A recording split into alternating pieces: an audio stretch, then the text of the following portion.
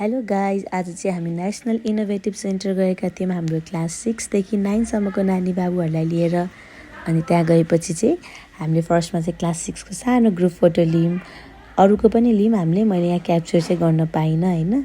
अनि एकछिनपछि चाहिँ हामीलाई त्यहाँको दाइ आउनुभयो अनि भित्र लानुभयो। अनि उहाँले कस्तो रमाइलो तरिकाले एक्सप्लेन गरिदिँदै हुनुहुन्थ्यो कि। अनि यो मसिनको बारेमा भन्दै हुन्थ्यो, यहाँ चाहिँ सबकिपर चाहिँदैन, हामीले चाहिँ अमाउन्ट स्क्यान गरेपछि हामीलाई चाहिने गुड्सहरू आउँछ भन्दै हुन्थ्यो। बच्चाहरूले पनि हामीले यो युट्युबमा देखेको थियौँ, विदेशको भिडियोहरूमा, विदेशको ड्रामाहरूमा यस्तै यस्तै भन्दै हुन्थ्यो होइन। अब अहिले त सबैजनाले मोबाइल हेर्छ नि त, सबै कुरा थाहा भइहाल्छ।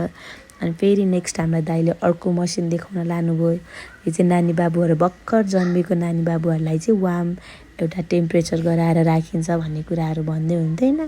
अनि यस्तै डिफ्रेन्ट मसिनहरूको बारेमा एक्सप्लेन गर्दै हुन्थ्यो। गर्मी चाहिँ धेरै थियो है गाइस, त्यहाँभित्र चाहिँ एकदम अब कामहरू भइरहेको भएर होला। अनि हामीलाई सेल देखाउँदै हुन्थ्यो, यो एनिमल सेल हो भनेर देखाउँदै हुन्थ्यो होइन।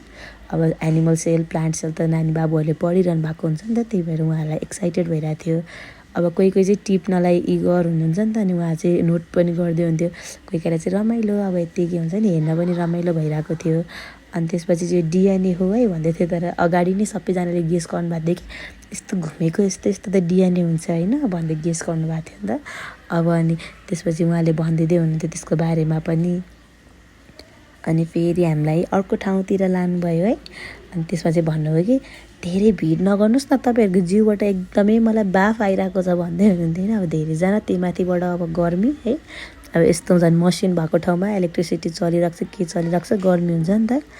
अनि फेरि उहाँले हामीलाई अर्कोतिर लानुभयो, लगेर त्यहाँ चाहिँ अब हामीलाई के देखाउँदै हुनुहुन्थ्यो भन्दा अब धेरैवटा देखाउनु भयो। अहिले चाहिँ एक्ज्याक्टली याद भएन है मलाई। उहाँले चाहिँ त्यो चल्ला निकाल्ने, अन्डाबाट चल्ला निकाल्ने मसिन्सहरू भन्दै, अनि त्यसपछि धान रोप्ने मसिन भन्दै धेरैवटा मसिनहरू देखाउँदै हुनुहुन्थ्यो होइन। अनि एकछिनमा फेरि उहाँले चाहिँ त्यहाँबाट हामीलाई अरू मसिनहरू पनि थियो, त्यहाँ दाइहरूले बनाउनु भएको, त्यहाँको स्टाफहरूले बनाउनु भएको डिफ्रेन्ट यो धुप हो भनेर देखाउँदै हुन्थ्यो। अगाडि यस्तो हुन्छ, यो धुप यसरी बनाउँछ भने त्यो धुप पनि देखाउँदै हुनुहुन्थ्यो होइन हामीलाई।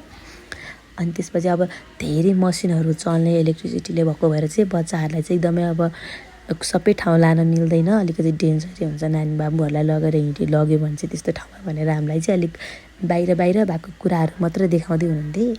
अनि यो चाहिँ कार्पेन्ट्रीको यो डिजाइनहरू देखाउँदै हुनुहुन्थ्यो। यस्तो राम्रो डिजाइन थियो होइन। अब यो यहाँ चाहिँ त्यस्तो देखिएन होला, रियलमा चाहिँ अलिक राम्रो देख्छ नि त होइन।